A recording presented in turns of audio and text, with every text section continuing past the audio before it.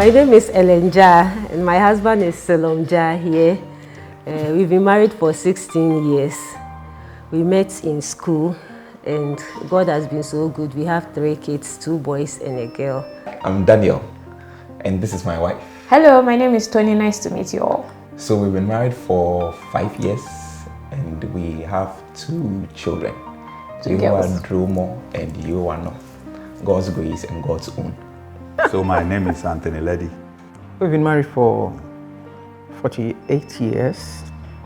We have 3 grown kids, adult kids, with 8 grandchildren. I am George Nikwe and this is my wife. Delasi Nikwe. Yeah, and we've been married for 11 months now.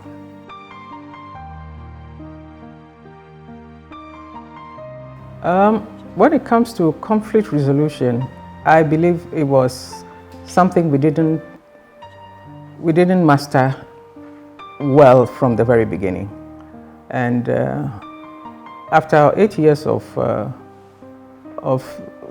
desert experience, you know, in terms of our conflict, and through the reading experiences, we got to know that, for example, when we have a disagreement, it's the thing to do is to sit down and discuss it.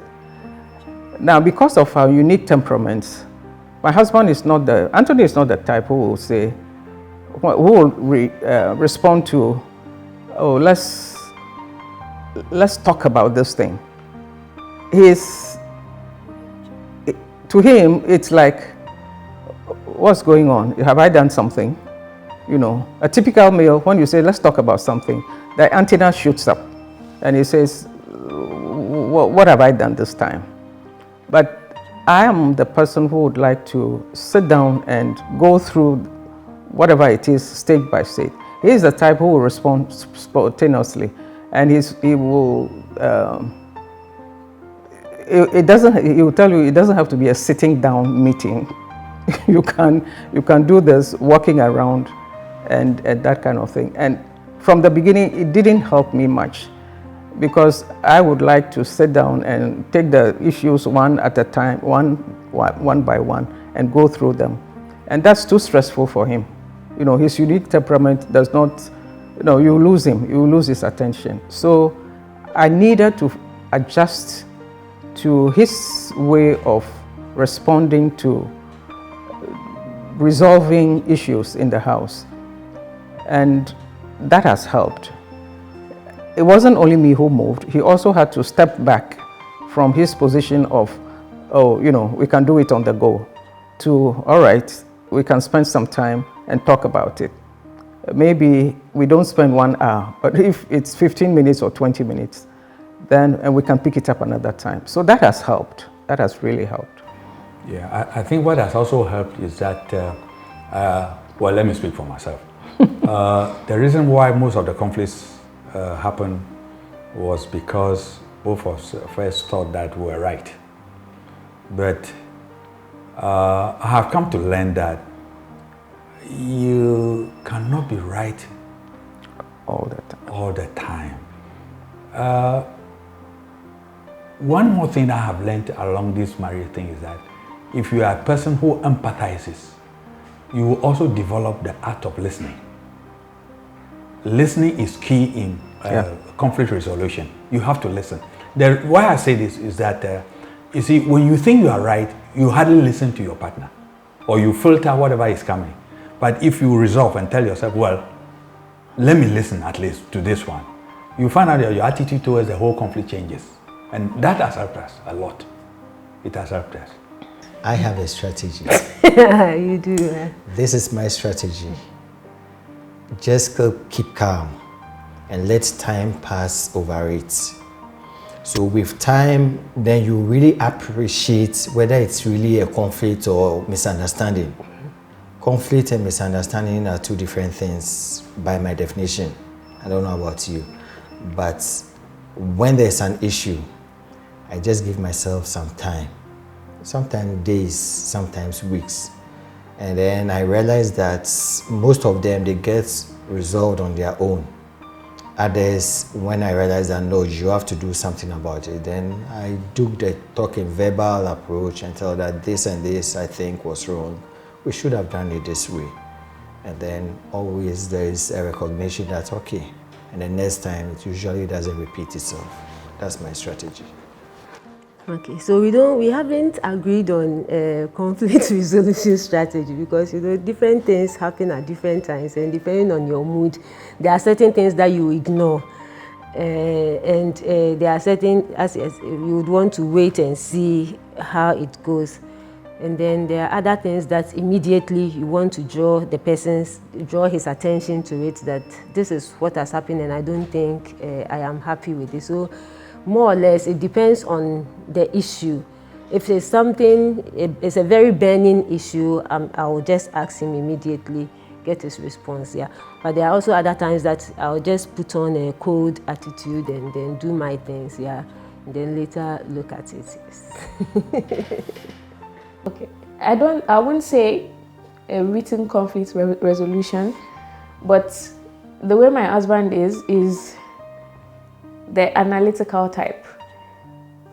So if I'm angry and I come to him, he would break down everything I've said and give me the reason for my thinking.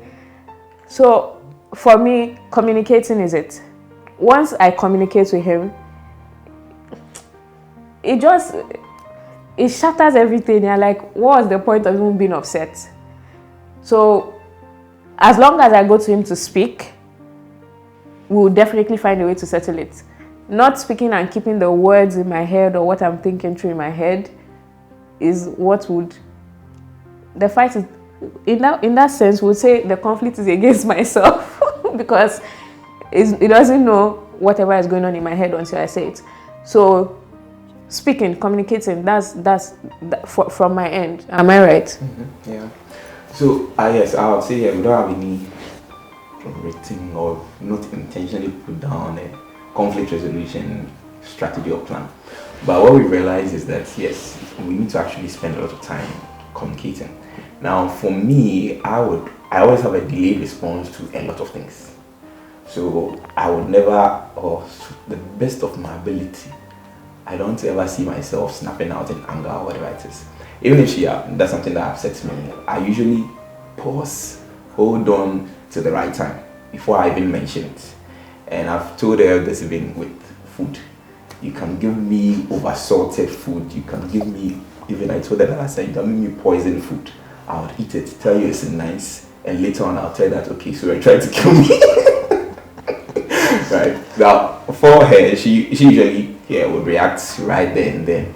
But then, at that point in time, there is all that emotions, and that's what she was saying. Yes, I'll try to strip away the emotions from the actual issue. So we have a conversation about the issue, and then try to solve the issue. Because we're dealing with the emotions will come and go, but if the underlying issue hasn't been dealt with, it will come up again.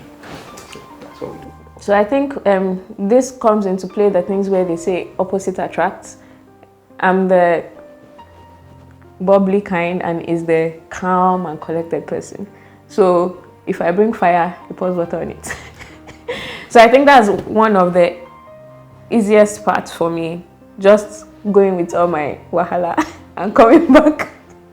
And it's all been unraveled, yeah. So okay, I'll start from the end. How did we arrive at that? When we're having premarital counseling, our counselor told us or advised us that she gave this context of scripture that when Adam and Eve ate of the fruit that they were not supposed to eat, in the cool of the day, right? I think it was in the cool of the day, God came into the garden and asked of Adam and Eve, asked them why did they eat, or why are they hiding? And one of the pointers she gave to us was they had done something wrong, but God came in the cool of the day when everything was, cool and calm. And we realized that if we have conflict and we're both very heated, and we decide to go through with that argument, it's just going to get worse and worse and worse and worse. So the first thing is to make sure we're both calm. So if I'm not okay, if I'm not calm, I will just ask for some time, some space, time out. I need to cool off. We'll come back when we're okay. We can talk about this. Another thing is that we always make sure to communicate. Yeah. I didn't grow up, I wasn't very expressive when it came to my emotions growing up. I bottled everything inside. And so the dating process was really about learning how to become, more expressive. And I'm still learning, but I do believe that one thing we do is to always communicate and share what's going on between us. Yeah. Even if it's hard to communicate, go through, even if we feel shame or we feel that this would hurt the person, you would communicate and clearly communicate that my goal is not to hurt you, but this is what I'm going through. So in that communication, we even sometimes end up, if it's maybe too painful or it's too heavy to communicate with your mouth, then you can text it. So I did that the other day. We tried texting, or you write a note and vent it out and everything. And sometimes I don't end up sharing it with her because when I'm now in the cool and I read what I've written, I was like, I don't want to send this in, then I just delete it. But sometimes it's good to share it so they know what is going. She knows what's going within me, and so on and so forth. And we learn from that process. So, another thing is we make sure not to go to bed angry. I think that's a given. Don't go to bed angry. Yeah. So I like to sleep, and I like to sleep on time. And so that's sometimes I'm the one who suffers the most because I want to go to bed, but you have to solve whatever is going on before I go to bed. So those are the things we use when we have conflicts. And how they came about, I guess we tried them out. We tested what worked and what didn't work. At first, I didn't like the whole idea of messaging. I prefer we talk instantly. Yes. And he was very much, there's a problem, solve it now. Let's solve it now. There's nothing like space, we're in this together, you cannot go anywhere. That was him. And I was like, I need my space. I can't do this, I can't talk. It was so funny, but I feel the more you talk, the more drowned I feel, and I can't really express myself. So I need time to really regroup and understand, process my own feelings to be able to communicate them to you. And that's what communication does. Because when she used to not want to talk at that moment, I was confused. I was like, I'm used to having conversations there and then. So what's happening now? So I ask questions like why, and even when I ask why, she doesn't want to say why. Then I'm like I just need my. I don't get this. But eventually I understood it. Okay, I love her. She needs her time to process this. Okay, fine. Then I'll remove myself from the situation. Maybe go and have a walk or sit in a hall. Because if I'm in the room, I'll talk. I will not. I cannot be there. I cannot be there and just be there. Like it's weird. So I have to take myself out before. So yes, we keep learning. So I think it's a continuous thing. I'm sure in future some new things will come. We would have new strategies, but now these are the baby strategies we're using. Yeah.